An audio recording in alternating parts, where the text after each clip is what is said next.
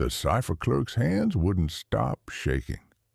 It was February 23rd, 1945, just past midnight in London, and he had spent 3 years decoding secure military traffic without a moment of genuine alarm. He had worked through casualty reports, invasion plans, and intelligence summaries that could end careers or launch operations. None of it had prepared him for what was sitting on his desk right now, freshly decoded from Field Marshal Bernard Montgomery's headquarters in northwest Germany. The message was addressed to the British Chiefs of Staff, stamped with the highest security classification available. Buried inside an operational assessment was a single paragraph that made the young clerk's stomach turn over. Montgomery was describing the Canadian forces serving under his command as fundamentally inadequate for offensive operations. The specific phrase he had chosen was considerably worse than that. He wrote that Canadian formations had become more liability than asset, that they required constant British reinforcement to accomplish even routine objectives, and that the time had perhaps come to acknowledge they simply did not possess the quality required for the final drive into Germany.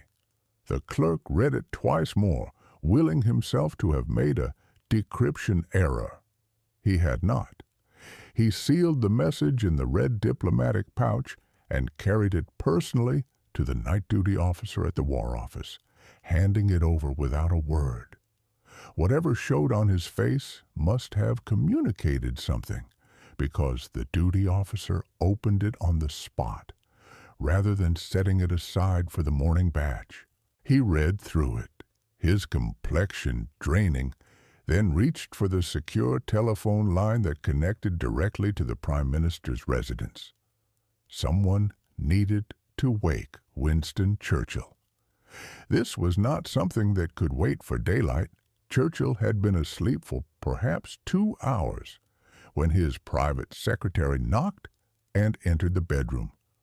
The Prime Minister was upright immediately. Decades of managing crises had trained him to surface from sleep fully alert. He listened to the brief explanation, pulled his dressing gown around his shoulders, and followed his secretary to the study. The telegram was on his desk. Churchill lit a cigar, poured a small measure of whiskey despite the hour, and began reading, his jaw set. His face darkened to the deep crimson his staff had learned to recognize as the warning sign of something serious building beneath the surface. When he reached the end, he placed the telegram down with deliberate care, as though afraid of what he might do to it otherwise. Then he said 4 words that his secretary would carry with him for the rest of his life. "Get me the casualty lists." Within an hour, Churchill's desk was buried under documents. Canadian casualty figures running from D-Day forward, operational assessments from multiple British commanders, intelligence reports on German defensive positions in Canadian sectors, after-action summaries from the Scheldt campaign, the Rhineland offensive, and a string of brutal engagements that had cost Canadian lives by the thousands. Churchill worked through all of it in methodical silence, his anger shifting from something hot and reactive into something cold and deliberate. He was building a case, assembling facts the way a lawyer assembles evidence. When the first light of dawn began to show over London, he called for his secretary again. "I will be drafting a personal response to Montgomery," he said. "It will not travel through normal military channels. I want it sent through the diplomatic cipher directly to his headquarters. He is to receive it from me, not from the Chiefs of Staff. Make absolutely certain that is understood." What Churchill could not easily say aloud, what he barely allowed himself to acknowledge, was the degree to which Montgomery's assessment struck at something personal. Churchill had staked substantial political capital on the Canadian contribution to the war effort. He had stood before Parliament and declared his admiration for Canadian courage. He had written to Prime Minister Mackenzie King expressing Britain's enduring gratitude for what Canada's soldiers had given. He had held up the Canadian forces as living proof that the Commonwealth stood united, that the bonds between Britain and its former dominions had meaning and depth.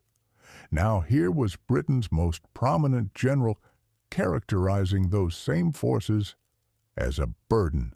If this assessment were to escape its classification, if Canadian newspapers were to obtain even a summary of what Montgomery had written, the damage would be very difficult to contain. Canada might move to withdraw its forces from British command entirely.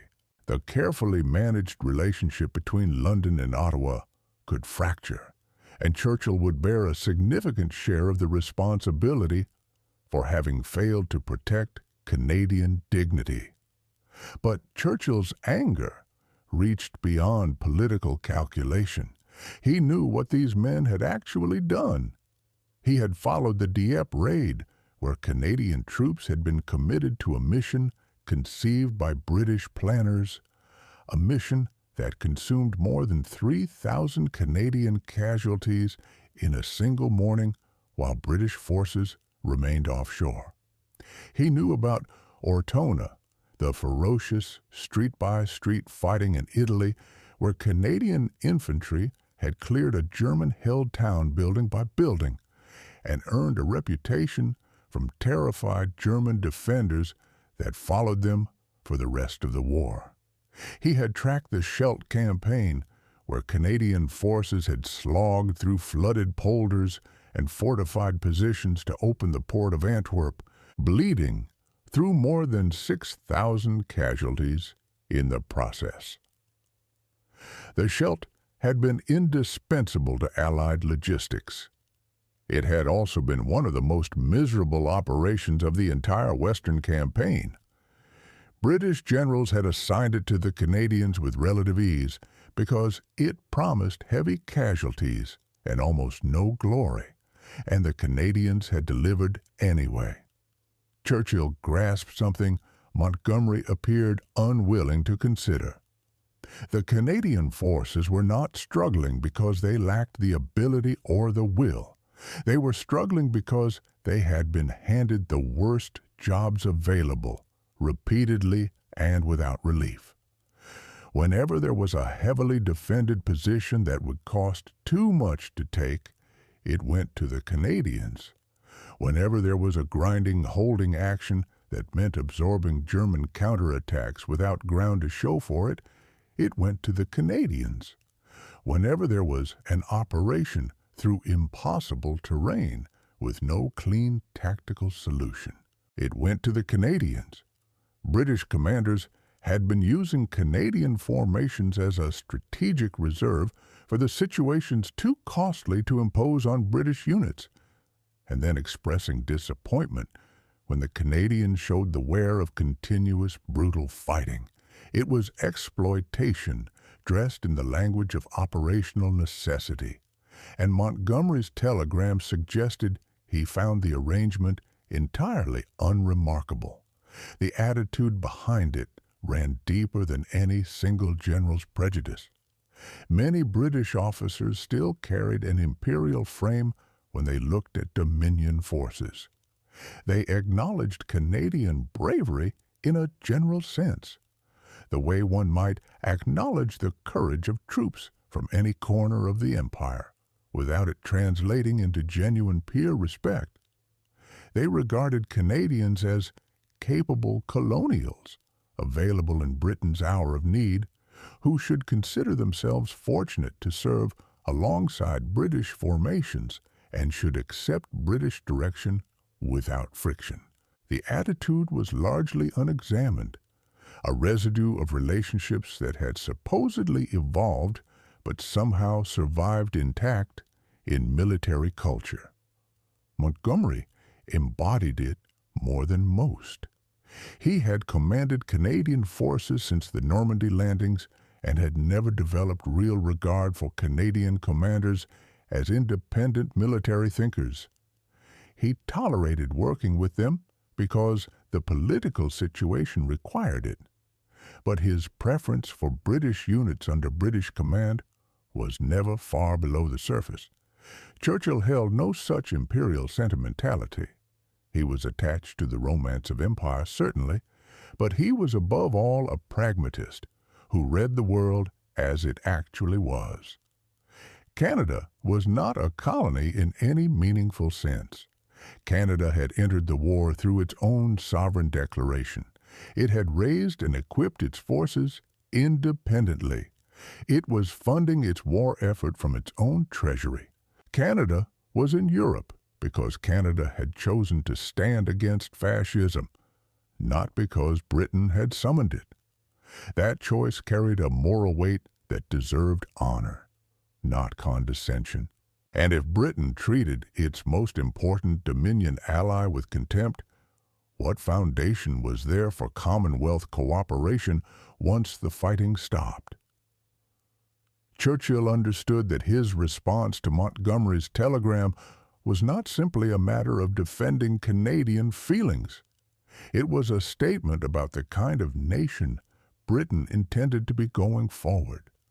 Would it be a country that valued its partnerships and treated its allies as genuine equals? Or would it cling to hierarchies that no longer reflected the world as it existed? He began writing as the sun came up over London, working in longhand, crossing out phrases and rewriting them, searching for the precise register he needed. The message had to accomplish several things at once. It had to rebuke Montgomery firmly enough that he understood his assessment was completely unacceptable. It had to defend Canadian contributions with specific documented evidence that could not be brushed aside. It had to set clear expectations about how British commanders would speak of and treat Canadian forces going forward, and it had to accomplish all of this without creating a public incident or undermining Montgomery's authority at a moment when the war still needed winning. The balance was genuinely difficult, and Churchill rewrote his opening 4 times before he was satisfied. Field Marshal Montgomery, Churchill began, I have received your operational assessment regarding Canadian forces under your command. I must state in the clearest possible terms that your characterization is both factually wrong and politically catastrophic. You describe Canadian formations as inadequate for offensive operations. The record suggests otherwise. Since D-Day, the 1st Canadian Army has fought continuously in some of the most demanding sectors of the entire campaign. They cleared the Channel ports, while British forces advanced along less heavily defended axes. They fought through the Scheldt under conditions that would have broken lesser formations. They have sustained casualties at a rate higher than any comparable British force, yet they remain combat effective and continued to advance. Churchill paused in his writing, deciding how direct to be about the underlying issue. He concluded that Montgomery had no use for subtlety. Your assessment ignores a fundamental reality, he continued. Canadian forces have been consistently assigned the most difficult and costly operations precisely because they can be relied upon to accomplish them despite heavy losses. If they are now exhausted, if they are now moving more slowly than you would prefer, perhaps you should consider whether the problem lies with your operational demands rather than their execution. You cannot drive a force relentlessly through the hardest fighting of a campaign and then express surprise when it shows signs of fatigue? Churchill rose and walked to the window, looking out over London in the early morning. The city still wore 5 years of war visibly. Bombed buildings sat open to the sky. Parks had become vegetable allotments. The people on the streets below moved with the look of a population that had been carrying weight for too long. Britain itself was exhausted, bled and spent on a scale that had come closer than most people knew to breaking it. And here was one of Britain's most senior generals, commanding forces that included a substantial Canadian contribution, declaring those forces inadequate. Churchill felt the anger sharpen again and returned to his desk. "Let me remind you of several facts that appear to have escaped your attention," he wrote, his pen moving with more force now. Canada entered this war in 1939 by its own sovereign choice, at a time when its standing military numbered barely 20,000 men. Since then, it has mobilized over 1 million men and women from a population of 11 million. 1 in every 11 Canadians is in uniform. The equivalent ratio applied to Britain would represent over 4 million people under arms, well beyond what we have in fact mobilized. Canada's industrial production has provided ships, aircraft, and munitions that are essential to our war effort. Canadian wheat has helped keep Britain fed. Canadian resources have fueled our factories, and Canadian soldiers have given their lives in every theater of this war, from Hong Kong to the current offensive in Germany. He was aware he was writing at length, and that Montgomery would likely find the tone lecturing. He did not particularly care. The field marshal needed to understand the larger context of what he had chosen to criticize. "Your telegram," Churchill continued, "suggests that Canadian forces should perhaps be withdrawn from offensive operations and confined to holding actions. I must inform you that this is absolutely unacceptable and will not be implemented. First, it is militarily unsound. The Canadians are experienced combat-effective forces who have demonstrated their capabilities repeatedly. Removing them from the line would weaken your offensive capacity, not improve it. Second, it is politically impossible. If you attempt to sideline Canadian forces, Prime Minister Mackenzie King will face immediate pressure to withdraw them from British command entirely. Canadian public opinion and the Canadian press are already sensitive about how their forces are being employed. Any suggestion that we regard them as second-rate would produce a political crisis, capable of fracturing the Commonwealth alliance at the moment we can least afford it." Churchill paused again, considering how forcefully to deliver his next point. He decided Montgomery needed to hear it without any softening. "Let me be entirely clear about my expectations going forward. You will not again characterize Canadian forces as inadequate or imply they are less capable than British formations. You will ensure Canadian commanders are genuinely consulted in operational planning rather than simply receiving orders after decisions have been made. You will distribute difficult assignments equitably across all forces under your command, rather than concentrating them on Canadian units, as a matter of course. And you will remember that these are sovereign forces contributed by an independent ally, not colonial troops available for imperial direction. They have earned your respect and your gratitude. They have not earned your criticism." Churchill felt himself moving toward a conclusion, but wanted to add one more element to make his position unmistakable. "I have spent the night reviewing casualty reports," he wrote. "Since D-Day, The 1st Canadian Army has suffered over 43,000 casualties. Their casualty rate per thousand troops engaged runs higher than comparable British formations. This is not because they fight poorly. It is because they have been given the hardest tasks. The Scheldt operation alone cost them 6,000 casualties. Clearing the Rhineland has cost thousands more.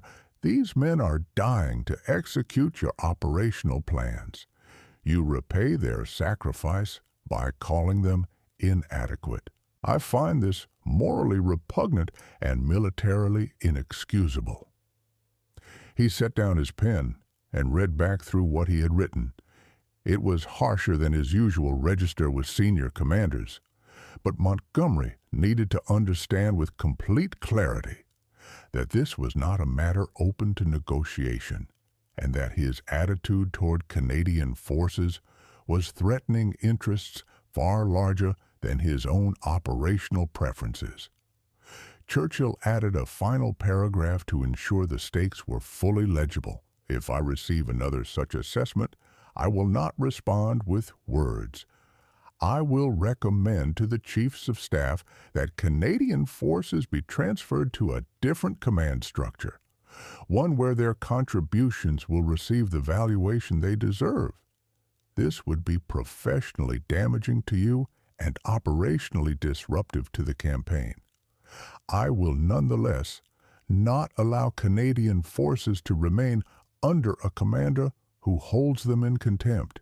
I trust you understand my position and will govern yourself accordingly. He signed the message, sealed it himself, and summoned his secretary with specific instructions. The telegram was to go directly to Montgomery through the diplomatic cipher, not through normal military channels. He wanted confirmation of receipt, and he wanted a separate communication prepared for Mackenzie King, expressing Britain's profound gratitude for Canadian courage and effectiveness in the Rhineland offensive in warm and specific language, sent in time to reach Ottawa before any trace of Montgomery's assessment could possibly follow it. The secretary left with both documents. Churchill sat alone in his study as full daylight filled the room. The anger that had carried him through the night had burned down into something heavier and quieter.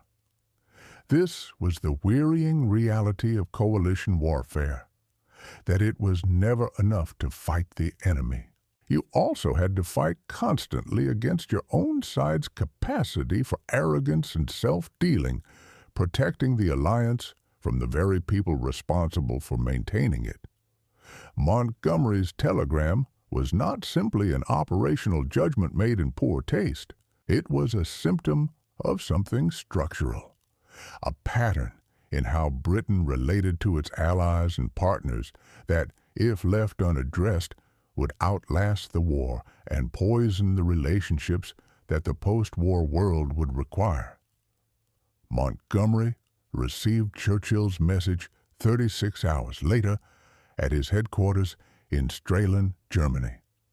He was in the middle of a planning conference when his signals officer brought in the red folder, marked for immediate personal attention. Montgomery excused himself and read it alone. His staff waiting outside heard nothing from his office for more than 20 minutes. When he finally came out, his face was pale, and the easy confidence that normally defined his bearing was visibly absent. He dismissed the planning conference without explanation and spent the remainder of the day in private with his chief of staff, Major General Francis de Guingand, a pragmatic and politically astute officer who had long served as Montgomery's interface with operational reality. De Guingand read Churchill's message and grasped the severity of the situation immediately. "Sir," he said, choosing his words with care, "the Prime Minister is not overstating the political consequences. If this becomes public, if the Canadians feel they have been openly insulted, we lose their cooperation. Losing Canadian forces at this stage of the campaign would be a serious blow. Montgomery sat without speaking for a long moment. He was not accustomed to being corrected this sharply, least of all by civilian authority. His instinct was to defend his assessment, to argue that he had simply been providing an honest evaluation of force capability. But even Montgomery could recognize when a calculation had gone badly wrong. "You think I should back down?" he said at last. It was not really a question. De Guingand chose his next words carefully. "Sir, I think you should recognize that military assessments do not exist in isolation from their political context. Whatever the tactical reality on the ground, describing Canadian forces as inadequate serves no useful operational purpose and creates serious problems at every level above us. The Prime Minister is giving you the opportunity to correct course before this escalates further. I strongly advise taking it." Montgomery nodded slowly, his pride working visibly against his pragmatism. "Draft a response," he said. "Make it clear that I value Canadian contributions and that my previous assessment was incomplete. Be generous with the praise. I will review it before it goes out." The reply that reached Churchill 3 days later bore almost no resemblance to the telegram that had started the whole episode. It acknowledged Canadian courage and persistence. It recognized the difficulty of the missions they had been assigned. It noted the weight of casualties they had absorbed. It committed to greater consultation with Canadian commanders and a more equitable distribution of operational burdens going forward. Anyone comparing the two messages side by side would have understood immediately that Montgomery had been required to reverse himself entirely.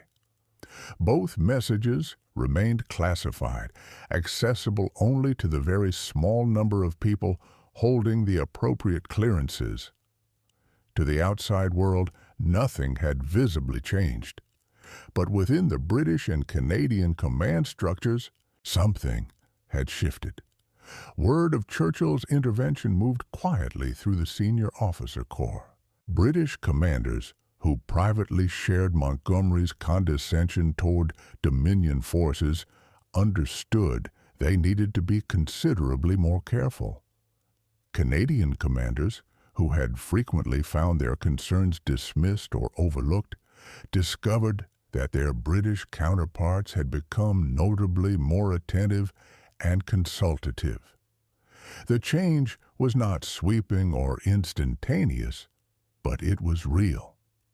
Churchill had drawn a line, and the line had consequences. For Churchill personally, the episode reinforced a lesson the war had taught him more than once. Managing alliances demanded unceasing attention. The Americans had their own sensitivities and their own grievances about British leadership. The Soviets maintained a permanent suspicion of Western motives. The French were acutely protective of their status.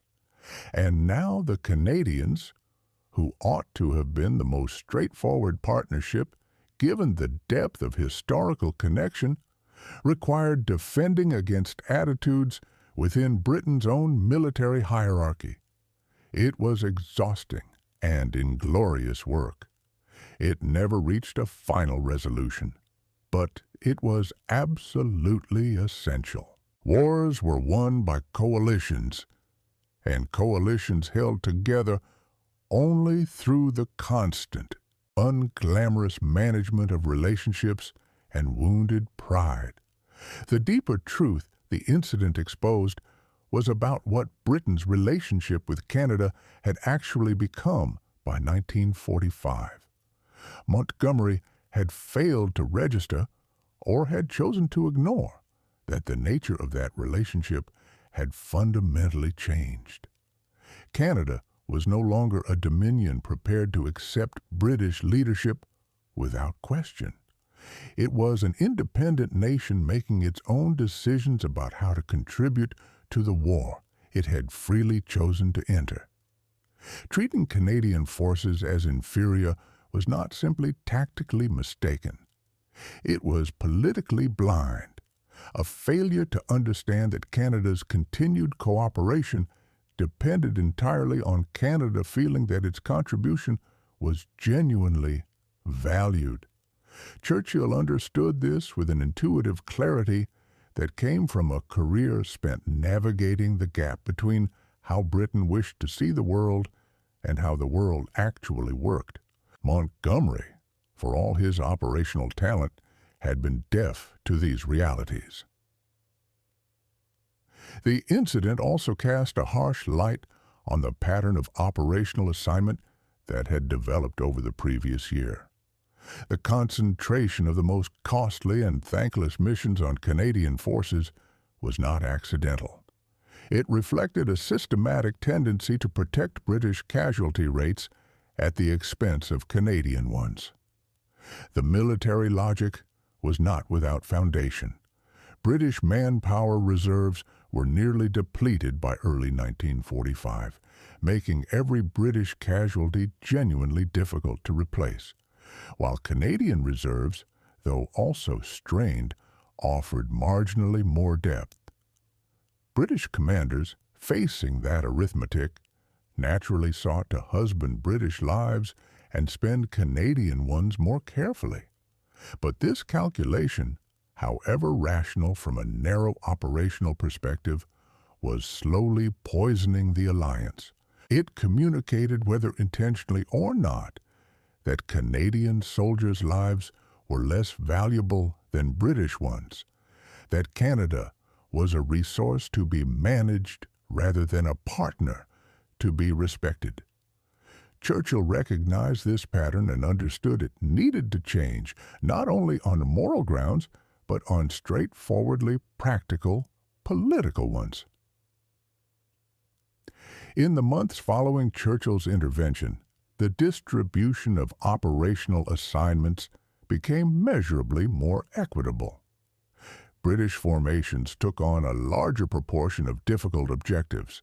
Canadian commanders found themselves consulted earlier and more substantively in planning processes. The adjustments were not transformative, but they were tangible.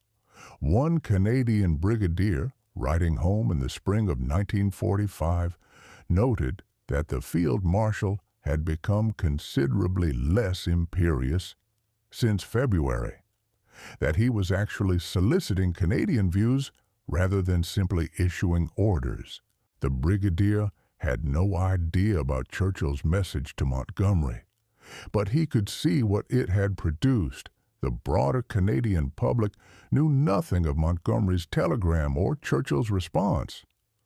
The whole episode remained classified for decades, buried in archives alongside thousands of other wartime communications deemed too sensitive for release.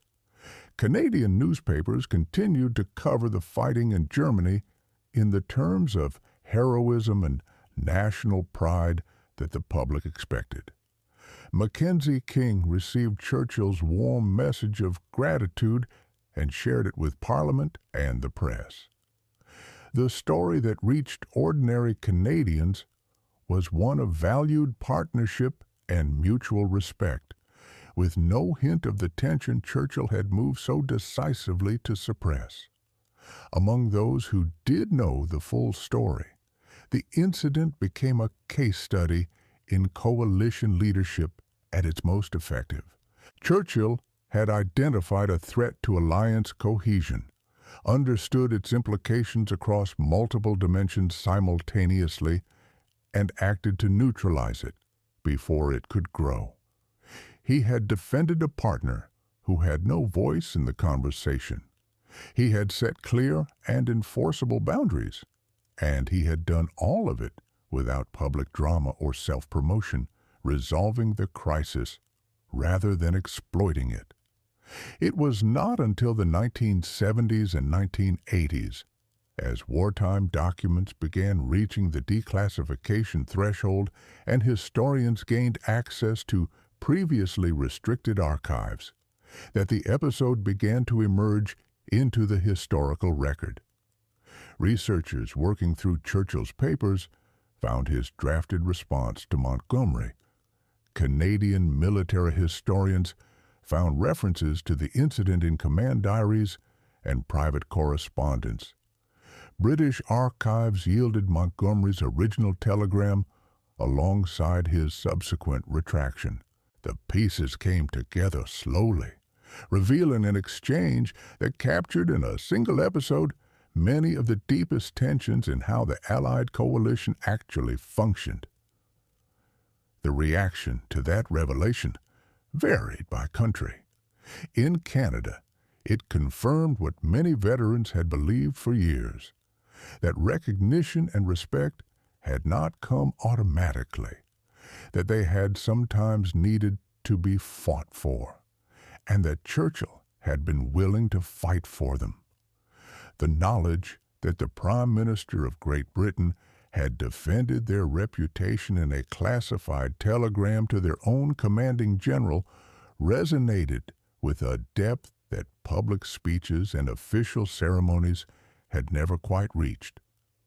Canadian historians pointed to the incident as evidence both of the challenges Canadians faced in asserting their standing within the alliance and of the value of political leadership willing to take those challenges seriously. In Britain, the reaction was more complicated. Some regarded it as an embarrassing illustration of imperial attitudes that had no place in the historical record Britain wished to maintain about the war.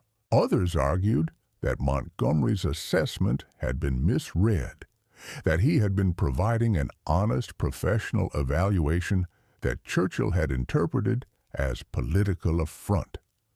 Still others saw it as evidence of the genuinely impossible position British commanders occupied, trying to win a war with exhausted resources while managing the sensitivities of multiple independent allies. The debate reflected broader unresolved questions about how Britain remembered the war and its place in the world the war had created. For students of leadership and alliance management, the incident became a teaching case that captured several principles with unusual clarity.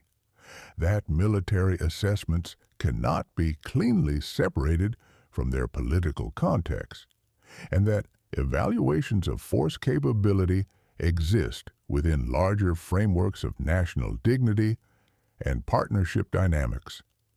That coalition leadership sometimes requires defending allies against criticism from within your own side, not only from external threats.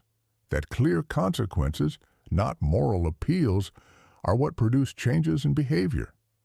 Montgomery adjusted his conduct not because Churchill persuaded him he had been wrong, but because he understood the threat to his position was genuine and immediate. The incident also illustrated the distinctive challenges of coalitions, where the partners are not materially equal. Britain and Canada were not equivalent powers. Britain supplied the larger forces and carried the larger strategic burden.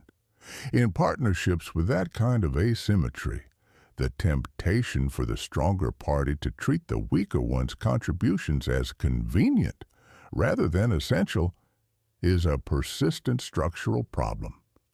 Effective coalition leadership requires recognizing and actively resisting that temptation. Understanding that the commitment and sacrifice of smaller partners carry moral weight that transcends any balance sheet of relative contributions. Churchill understood this. Montgomery, at least in February of 1945, demonstrably did not.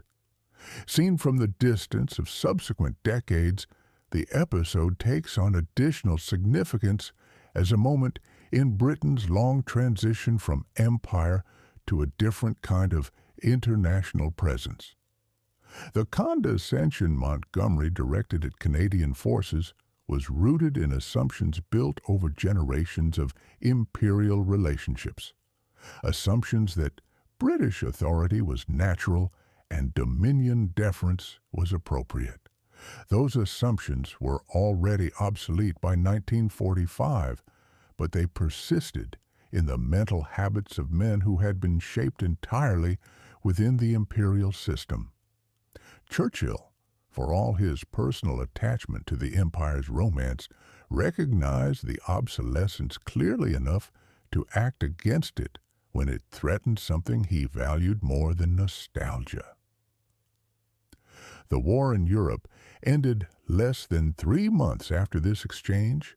Canadian forces fought through to the final collapse of German resistance, took part in the liberation of the Netherlands, where the bonds forged with the Dutch people proved durable enough to persist for generations, and were present at the ceremonies that mark the end of 6 years of war. The 1st Canadian Army had sustained more than 44,000 casualties by the time it was over. From a country of barely 11 million people, that toll was not abstract. It was one in every few hundred Canadians, or a first cousin of someone who knew everyone. In the public celebrations that followed, Churchill made a point of ensuring Canadian contributions were visible and specifically acknowledged. He mentioned Canadian forces by name in speeches. He saw to it that Canadian commanders received appropriate recognition alongside their British counterparts. Some of this was genuine. Churchill's appreciation for what Canada had done was real and well documented. Some was political calculation, reinforcing the foundations of a relationship he knew would matter long after the last shot was fired. Montgomery accepted the German surrender in Northern Europe and went on to serve as chief of the Imperial General Staff after the war. He never publicly referenced his assessment of Canadian forces or the response it had drawn from Churchill.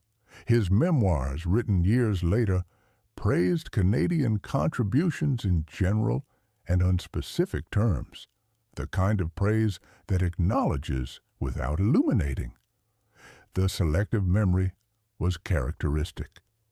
Throughout his life, Montgomery found it genuinely difficult to acknowledge having been wrong or to give detailed credit to forces he had not himself felt central to commanding. The telegram criticizing Canadian forces lay in classified files for decades, unknown to the first generation of historians who wrote the foundational accounts of the war. Churchill's role in the episode went similarly unreported. His own war memoirs, extensive and detailed as they were, contained no mention of it. Whether this reflected discretion, a judgment that some diplomatic successes are best left unannounced, or simply a recognition that the story reflected poorly on one of Britain's most prominent soldiers, the result was the same. The full account remained hidden, known only to the few who had held the right clearances at the time. When it finally emerged, it told a story that deserved to be known, not because it changed the outcome of the war, but because it illuminated something important about how wars are actually won, not through brilliant operational planning alone or through material advantage alone, but through the patient, unspectacular work of keeping diverse partners committed to a shared purpose. That work requires constant vigilance about relationships, sensitivity to dignity and grievance, and the willingness to confront problems before they compound. Churchill demonstrated all of those qualities in his response to Montgomery's telegram. He identified a threat, grasped its full dimensions, and acted before it could become something larger. He defended people who had no voice in the conversation happening about them. He drew boundaries and made them credible with real consequences. And he did all of it quietly, without seeking credit, focused entirely on solving the problem rather than on what solving it might do for his reputation. The Canadian soldiers fighting their way through northwestern Germany in 1945 knew none of this. They knew they had been given hard missions, that they had carried those missions through at serious cost, and that they had played a meaningful part in defeating Nazi Germany. That knowledge was enough. Their courage required no political protection to be real. But knowing that the Prime Minister of Great Britain had spent a night going through casualty lists, had written a sharp and unambiguous rebuke to his most famous general, and had defended their reputation in a classified exchange that would remain secret for 30 years, that adds something to their story that matters. It confirms that their service was seen and valued at the highest level, that their dignity was defended by someone with the authority and the will to defend it, and that the alliance they had crossed an ocean to preserve was worth what it had cost them. That is why the story deserves to be told. It reminds us that leadership sometimes means standing up for people who cannot stand up for themselves, that respect must be actively protected even among allies, and that the most consequential battles of a war are sometimes the ones that never appear in the official record.